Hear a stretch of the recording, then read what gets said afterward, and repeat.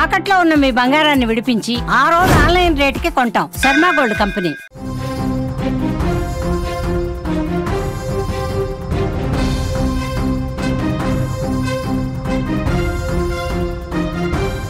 Breaking news చూస్తున్నాం. పాకిస్తాన్ పై ప్రకృతి పగబట్టింది. వరదలు ఇంకా వదలటం లేదు. నెల రోజులుగా భారీ వర్షాలు పడతానే ఉన్నాయి. గత వారం నుంచి అల్లకల్లోలం కనిపిస్తోంది. నదులను పూర్తిగా రహదారులు చూస్తుంటే నదుల్లాగానే కనిపిస్తున్నాయి. లోతట్టు ప్రాంతాలు జలమయమయ్యాయి, పడిపోతున్నాయి కొన్ని భవనాలు. ఇప్పటి వరకు 225 మంది చనిపోయారంటే పరిస్థితి అర్థమవుతుంది. 500 మందికి పైగా గాయాలయ్యాయి. పంజాబ్ ప్రావిన్స్ పూర్తిగా నీట మునిగిపోయింది. ఇస్లామాబాద్ కూడా వరదల్లోనే చిక్కుంది. ప్రధాని ఇల్లు కూడా వర్షపు నీటిలోనే ఉంది. నిరాశ్రయులుగా లక్షలాది మంది కనిపిస్తున్నారు. ప్రయాణికులతో వాహనాలు కొట్టుకుపోతున్నటువంటి విజువల్స్ కూడా కనిపిస్తూ ఉన్నాయి. పాకిస్తాన్పై ప్రకృతి పగబట్టిందా అన్నట్టుగా నెల రోజులుగా ఆ దేశం జల దిగ్బంధంలోనే చిక్కుకున్నటువంటి పరిస్థితి ఉంది. ఎప్పుడో జూన్ 16వ తారీఖు ప్రారంభమైనటువంటి వర్షాలు ఇప్పటి వరకు ఇంకా వర్షాలు పడతానే ఉన్నాయి. భారీ వర్షాలకు లోతట్టు ప్రాంతాలు జలమయం అవుతున్నాయి. గత వారం రోజులుగా పరిస్థితి మరింత దారుణంగా తయారైంది. భారీ వర్షాలు కురుస్తూనే ఉన్నాయి. వివిధ ప్రాంతాల్లో వరద విలయతాండవం చేస్తోంది. లోతట్టు ప్రాంతాలు పూర్తిగా నీట మునిగిపోయాయి. కళ్ళ ముందే వాహనాలు కొట్టుకుపోతున్నాయి. రహదారులు పూర్తిగా నదులను తలపిస్తున్నాయి. ఇళ్లు కూలిపోతూ ఉన్నాయి. ప్రజలు సైతం కొట్టుకుపోతున్నారంటే అక్కడ వరద ఉధృతికి జూన్ చివరి వారం నుంచి ఇప్పటి వరకు 225 మంది చనిపోయారంటే, వరదలో కొట్టుకుపోయి చనిపోయారంటే, వాళ్ళకి ఎలాంటి సాయం అందక చనిపోయారంటే పరిస్థితి ఎంత దారుణంగా ఉందో అర్థమవుతుంది. 500 మంది గాయపడ్డారు. చాలామంది ఆచూకీ లభించడం లేదు. మృతుల సంఖ్య రోజు రోజుకి పెరుగుతూనే ఉంది. అక్కడ వర్షాలకు వరదలకు రోడ్లు కూడా ఏ విధంగా ధ్వంసమయ్యాయని మీరు చూస్తూ ఉన్నారు. రోడ్లు కూడా పూర్తిగా కొట్టుకుపోయిన పరిస్థితుంది. ఆ వరదల్లో చిక్కుని గ్రామాలు జల దిగ్బంధంలో చిక్కుని ఇంకా ఇళ్లన్నీ కూడా పూర్తిగా నీట మునిగిపోయినటువంటి పరిస్థితుంది. అక్కడ ఇస్లామాబాద్లో, అక్కడ పంజాబ్ ప్రావిన్స్లో, అక్కడ రావల్పిండిలో, అక్కడ గావల్పిండిలో ఎలాంటి దారుణమైనటువంటి సిచ్యువేషన్స్ ఉన్నాయి. మండిలో, రావల్పిండిలో ఈ రెండు చోట్ల కూడా విపరీతంగా కురిసినటువంటి వర్షాలకు పూర్తిగా జల దిగ్బంధం అయినటువంటి పరిస్థితి ఉంది. మరోవైపు కటారియన్ ప్రాంతంలో కూడా పూర్తిగా జల దిగ్బంధంలో చిక్కున్న పరిస్థితి. మరణాలు ఎక్కువగా మాత్రం పంజాబ్ ప్రావిన్స్లో ఉన్నాయి. ఆ ప్రాంతంలోని వరదలు పోటెత్తాయి. అటు పాక్ రాజధాని ఇస్లామాబాద్ కూడా నీట మునిగింది. ఇక్కడ విజువల్స్లో మీరు చూస్తున్నారు. వరదలో ఒక వ్యక్తి ఏ విధంగా కొట్టుకుపోయాడు, ఆ వరద నుంచి ఏ విధంగా బయటకు వస్తున్నాడో చాలా స్పష్టంగా విజువల్స్లో మీరు చూస్తూ ఉన్నారు. ముందుగా కొట్టుకుపోయినటువంటి దృశ్యం మీకు చాలా స్పష్టంగా కనిపిస్తుంది. వరద ఉధృతి పైనుంచి వస్తున్నటువంటి వరద, ఆ వరదలో సగం దూరం కొట్టుకుపోయి ఒక దగ్గర వచ్చి ఆగాడు. అక్కడి నుంచి మళ్ళీ ఒడ్డుకు రావడానికి అక్కడ స్థానికులు ఏ విధంగా ప్రయత్నాలు చేస్తున్నారు, అతనికి ఏ విధంగా సహాయం చేస్తున్నారు, అతనికి ఏ విధంగా బయటకు తీసుకొచ్చే ప్రయత్నం చేస్తూ ఉన్నారో మనం చాలా స్పష్టంగా చూడొచ్చు.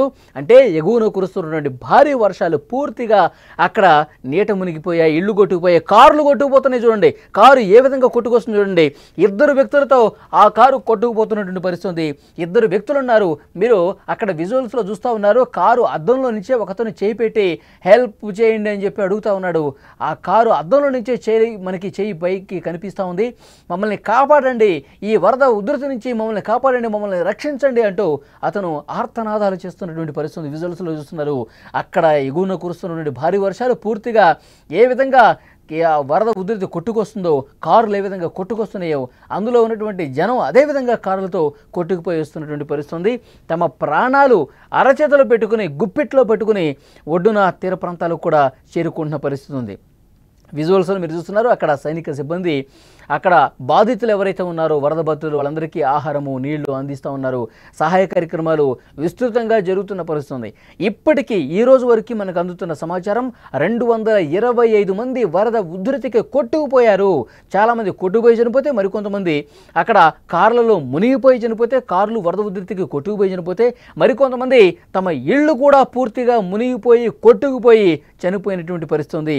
అలా 225 మంది ఈ నెల రోజుల వ్యవధిలోనే పాకిస్తాన్లో కురుస్తున్నటువంటి భారీ వర్షాలకు చనిపోయిన పరిస్థితి. ఇంకా లక్షలాది మంది ప్రజలు నిరాశ్రయులయ్యారు. తమ ఇంట్లో ఉండటానికి కూడా వీలు లేని పరిస్థితి. ఒక ప్రమాదకర స్థాయి పరిస్థితుల్లో అక్కడ వెహికల్స్ ఏ విధంగా వరద నీటిలోనే వెళ్తున్నాయి చూడండి. ఆల్రెడీ కొన్ని వెహికల్స్ కొట్టుకుపోయాయి, మరికొన్ని కూడా కొట్టుకుపోయే పరిస్థితులు ఉన్నాయి. అయినా కూడా అంత ప్రమాదకర స్థాయిలో వరద ఉధృతి ప్రవహిస్తున్న అంత కలవట్లను దాటుకుంటూ దుముకుకుంటూ అక్కడ వాటర్ వస్తున్నా సరే కొంతమంది గుడ్డిగా ప్రమాదం ఉన్నా సరే లెక్క చేయకుండా పోతున్నారు. ఆ వరదలోనే కొట్టుకుపోతున్న పరిస్థితి. విజువల్స్ ఇక్కడ చూడొచ్చు. అక్కడ ఉన్నటువంటి ఒక రహదారి పూర్తిగా ఏ విధంగా బీటలు వరిందో, ఏ విధంగా అక్కడ గుంతలు ఏర్పడ్డాయో, ఏ విధంగా ఒక లోతైన లోయలాగా అక్కడ ఏర్పడింది. అక్కడ మళ్ళీ వాటర్ నిలుస్తున్నటువంటి పరిస్థితి ఉంది.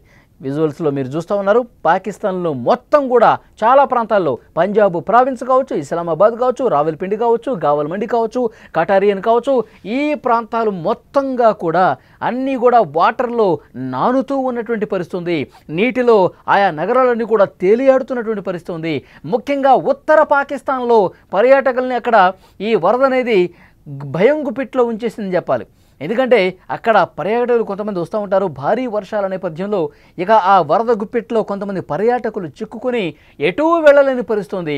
ఆ వరద మధ్యలో కొంతమంది చిక్కుకుపోయి ప్రాణాలు కోల్పోయారు. మరికొంతమందిని హెలికాప్టర్ల సాయంతో తీసుకొచ్చి అక్కడ చేస్తున్న పరిస్థితుంది.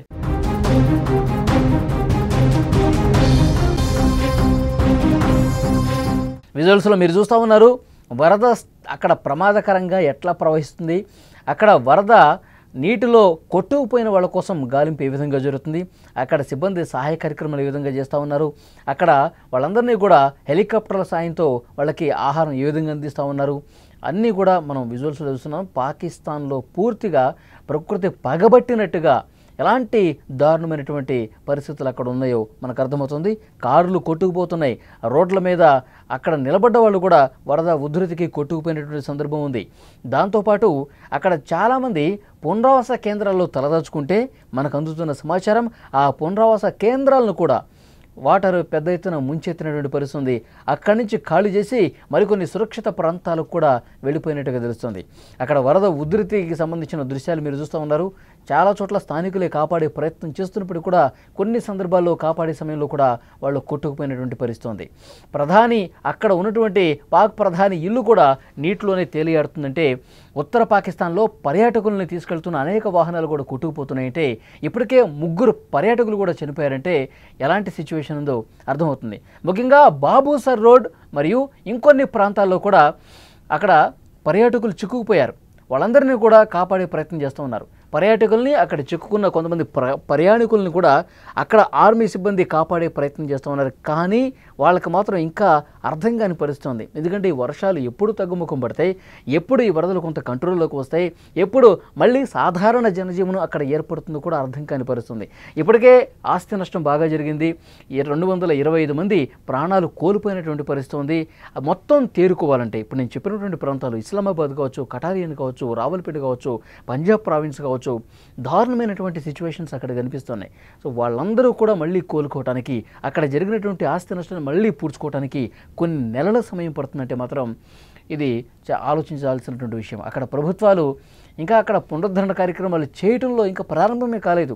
ఇంకా వర్షపాతం నమోదవుతూనే ఉంది. ఇంకా లోతట్టు ప్రాంతాలు జలదిగ్బంధంలో చిక్కున్నటువంటి పరిస్థితి కనిపిస్తుంది. అక్కడ సాధారణ ప్రజానీకం ఎంత ఇబ్బంది పడుతున్నారో విజువల్లో చూస్తే మీకు అర్థమవుతుంది. కనీసం తినడానికి తిండి లేక, తాగడానికి వాటర్ లేక చాలా ప్రాంతాల్లో ప్రజలు సహాయం కోసం ఎదురు చూస్తూ ఉన్నారు. వాళ్ళకు సంబంధించిన సమాచారం కూడా ఎప్పటికప్పుడు అందిస్తూ ఉన్నారు. అక్కడ పై అధికారులకు తెలియజేస్తూ ఉన్నారు హెలికాప్టర్ల సాయంతో. ఎందుకంటే వరద ఉధృతంగా ప్రవహించే సమయంలో వాళ్ళని కాపాడే పరిస్థితుల్లో కూడా కొంత ఇబ్బందులు ఏర్పడుతున్నాయి. వాతావరణం అనుకూలించట్లేదు, కొన్ని ఆటంకాలు ఏర్పడుతున్నాయి. అయినప్పటికీ కూడా అక్కడ హెలికాప్టర్లు తీసుకొచ్చి వాళ్ళని కాపాడే ప్రయత్నం జరుగుతుంది. 225 మంది ఇప్పటి వరకు, ఈరోజు లెక్క వరకు అధికారికంగా మాత్రమే. కానీ ఇంకా సమాచారం లేని వాళ్ళు చాలామంది గల్లంతయ్యారు. చాలా వరకు బ్రిడ్జిలు కొట్టుకుపోయాయి, ఎక్కడ భవనాలు కొట్టుకుపోయాయి, నీళ్లలో నానుతూ కొన్ని ఇళ్ళు అదేవిధంగా కొట్టుకుపోయిన పరిస్థితుంది, బ్రిడ్జిలు కొట్టుకుపోయిన పరిస్థితుంది, కార్లు కొట్టుకుపోయినాయి. ఆ కార్లలో కూడా ఇద్దరు ప్రయాణం చేస్తున్నారు కారులో. ఆ కారు అలాగే వాళ్ళు అందులో ఉండగానే కొట్టుకుపోయింది. ఆ వాటర్లో తేలియాడుతూ కొట్టుకుపోతుంటే ఆ విండోలో నుంచి ఒకతను చేయి పైకి పెట్టి సాయం కోసం అర్థిస్తూ ఉన్నాడు. మమ్మల్ని కాపాడండి, రక్షించండి, మమ్మల్ని బతికించండి అంటూ ప్రాధేయపడుతున్నారంటే అక్కడ లోతట్టు ప్రాంతాల్లో ఎలాంటి భయానకమైనటువంటి సిచ్యువేషన్స్ అక్కడ ప్రజలు ఎదుర్కొంటున్నారన్నది కూడా అర్థమవుతుంది. చూసారుగా, 2 వ్యక్తులతో కారు ఏ విధంగా కొట్టుకుపోతుందో అతడు చేయి బయట పెట్టాడు చూడండి, మమ్మల్ని కాపాడండి, రక్షించండి అంటూ. కానీ పాపం చేసేది ఏమీ లేనటువంటి పరిస్థితి. ఆ వెహికల్ అలాగే ఆ కారు కొట్టుకుపోయినటువంటి పరిస్థితి. ఇలా 1 కాదు 2 కాదు, గత నెల రోజులుగా చూస్తున్నాం. పరిస్థితుల్లో ఎక్కడో కూడా మార్పు రాట్లా. వరద పూర్తిగా తగ్గిన తర్వాత సహాయక కార్యక్రమాలు చేస్తూ ఉన్నారు. మరికొన్ని చోట్ల అక్కడ సహాయ కార్యక్రమాలు చేయడానికి కూడా ఇబ్బంది ఏర్పడుతోంది. ఎందుకంటే కొన్ని చోట్లయితే అక్కడ అలవి కాని పరిస్థితుంది. ఇంకా వాతావరణం అనుకూలంగా లేదు. అక్కడ సహాయ కార్యక్రమం చేసినా, అక్కడ పునరుద్ధరణ కార్యక్రమం చేసినా మళ్ళీ వర్షం పడుతుంది. చేసిన పనులన్నీ కూడా మళ్ళీ నిర్వీర్యం అయిపోయే పరిస్థితి ఉంది.